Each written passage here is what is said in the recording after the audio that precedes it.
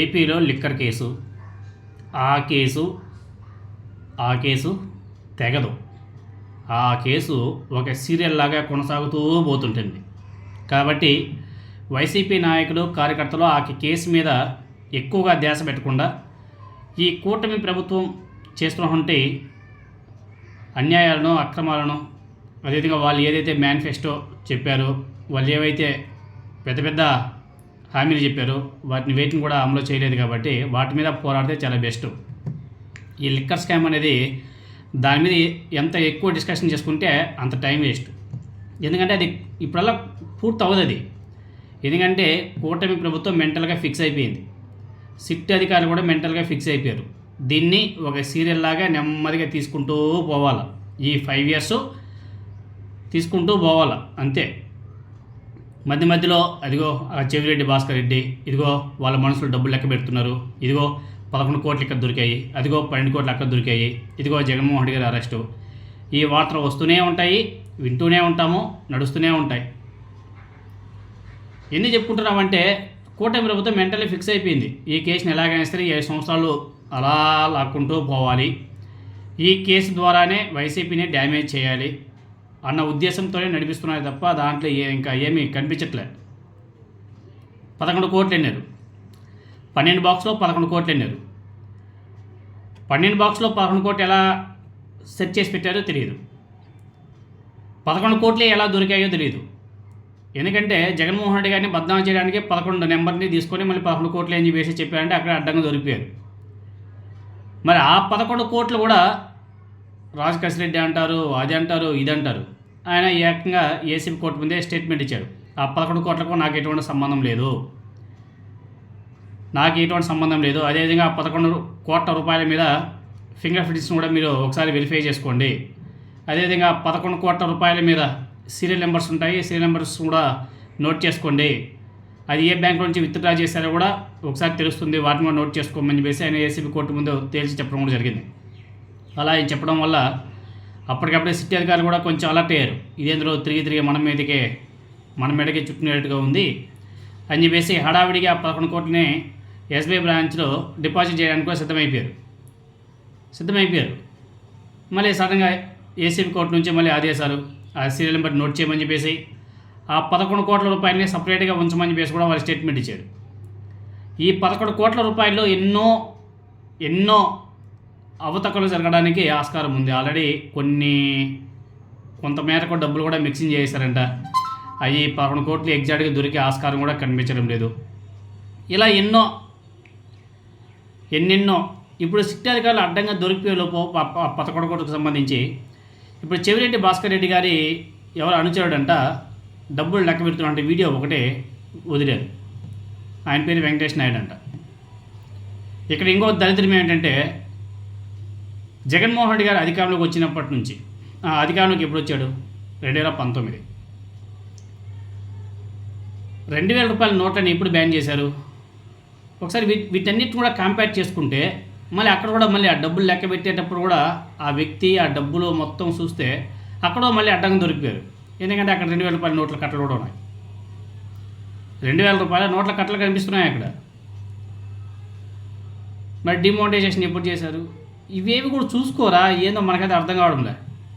Telugu Desam party social మీడియాలో ఒక video వదులుతారు, వాళ్ళు పచ్చ మీడియాలో వదులుతారు, దాన్ని రాష్ట్ర వ్యాప్తంగా తిప్పుతారు. అందుకే ఏసీబీ కోర్టు చాలా స్పష్టంగా చెప్పింది. ఏమని? ప్రధాన నిందితుడు రాజకేశ్ రెడ్డికి ఇచ్చినటువంటి డబ్బు అంటూ సిట్ అధికారులు రంగారెడ్డి జిల్లాలోని ఒక ఫామ్ హౌస్లో జప్తు చేసినటువంటి 11 కోట్ల మీద అనేక అనుమానాలు వస్తున్నాయి. ఇటువంటి సమయంలో ఏసీబీ కోర్టు కీలక ఆదేశాలు జారీ చేసింది కదా. బ్యాంకులో డిపాజిట్ చేసే ముందు ఆ 11 కోట్లకు పూర్తి స్థాయిలో పంచనామా నిర్వహించాలని చెప్పేసి సిట్ దర్యాప్తు అధికారిని ఏసీబీ కోర్టు ఆదేశించింది.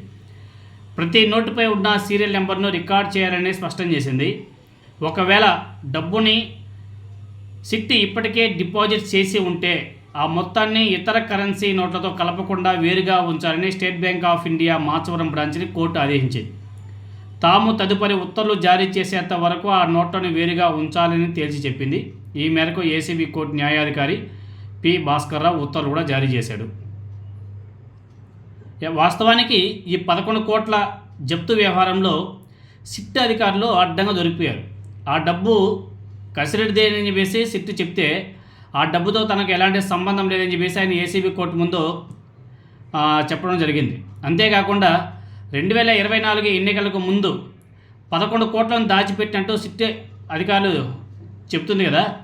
మరి ఆ కరెన్సీ నోట్లు ఏ సంవత్సరానివో నిగ్గు తేలాలంటే రిజర్వ్ బ్యాంక్ ఆఫ్ ఇండియా రికార్డులను పరిశీలించాలని చెప్పేసి కూడా ఆయన కోర్టును కూడా కోరడం జరిగింది. ఆ 11 కోట్ల కరెన్సీ నోట్లపై ఉన్న నెంబర్లను రికార్డ్ చేసేందుకు ఓ అడ్వకేట్ కమిషన్ను నియమించాలని చెప్పేసి కూడా కోరుతూ రాజ్ కసిరెడ్డి తాజాగా ఏసీబీ కోర్టులో పిటిషన్ కూడా దాఖలు చేశాడు. దీని మీద కూడా విచారణ చేసింది. కసిరెడ్డి తరపున న్యాయవాది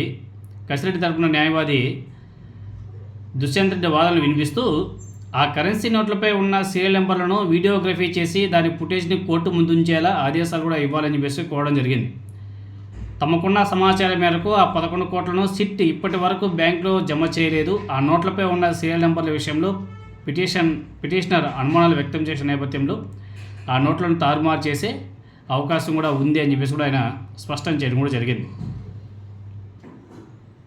ఇలా ఇక్కడ ఇంకొక పాయింట్ కూడా ఉందండి. బ్యాంకులో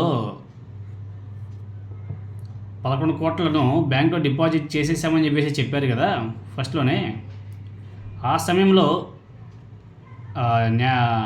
లాయర్ గారు దుష్యంత్ గారు జోక్యం చేసుకుంటూ, ఒకవేళ మీరు ఆ డబ్బులు డిపాజిట్ చేసి ఉంటే స్లిప్లు ఉంటాయి కదా, డిపాజిట్ స్లిప్లు, వాటిని చూపించండి అని చెప్పేసి అడిగారు. అవేం లేవని చెప్పేసి కూడా చెప్పడం జరిగింది. బ్యాంక్ స్లిప్పులనే 5 నిమిషాల్లో వాట్సాప్ ద్వారా తెప్పించుకోవచ్చు, చూపించండి అని చెప్పేసి అడిగితే డిపాజిట్ చేసిన డబ్బును నేరుగా ఉంచేలా బ్యాంక్ ఆదేశించాలని చెప్పేసి కోరింది కదా. పాపం అక్కడ ఆ స్లిప్స్ కూడా కోర్టు ముందు ఉంచలేకపోయారు. డిపాజిట్ చేసిన డబ్బులు అంటే అడ్డంగా ఎక్కడికక్కడ అడ్డంగా దొరికిపోతూ వచ్చారు. తర్వాత దర్యాప్తు అధికారి అర్ధగంటలో డిపాజిట్ స్లిప్ను తీసుకొస్తామని చెప్పేసి వెళ్ళాడు. గంటలు గడిచినా కూడా ఆ అధికారి తిరిగి రాలేదు. అంటే అక్కడ కూడా అడ్డంగా దొరికిపోయారు. ఆయన పత్తా లేకుండా పోవడంతోనే కోర్టు ఈ మొత్తం వ్యవహారంలో ఏదో తేడా ఉంది అని చెప్పేసి ఒక ప్రాథమిక నిర్ణయానికి కూడా రావడం జరిగింది. దర్యాప్తు అధికారి రాకపోవడంతో డిపాజిట్ చేసిన డబ్బును వేరుగా ఉంచాలని చెప్పేసి state bank of India Machavaram branch అధికారులను ఆదేశించింది. అలాగే డిపాజిట్ చేసిన నోట్ల పంచనామా చేయాలని చెప్పేసి కూడా దర్యాప్తు అధికారిని ఆదేశించింది.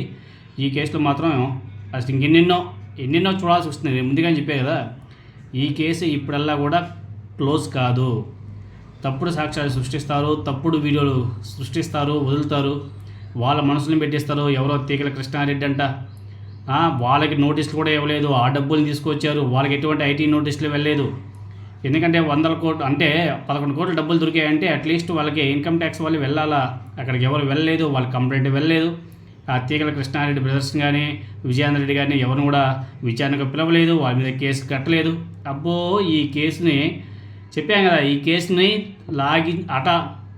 ఎక్స్ప్లెయిన్ చేసుకుంటూ పోతారు, లాగుతూ పోతారు తప్ప ఈ కేసుని ఎక్కడ కానీ క్లోజ్ చేసే ఉద్దేశం కూటమి ప్రభుత్వానికి లేదు. ఇంకా ఏవేవో తప్పుడు సాక్ష్యాలు సృష్టించి వాళ్ళ ఎల్లో మీడియా ద్వారా వైసీపీని బద్నాం చేయడానికి సిద్ధమయ్యారు తప్ప ఎక్కడా కానీ ఈ కేసులో మ్యాటర్ అయితే పూర్తిగా కనిపించలే.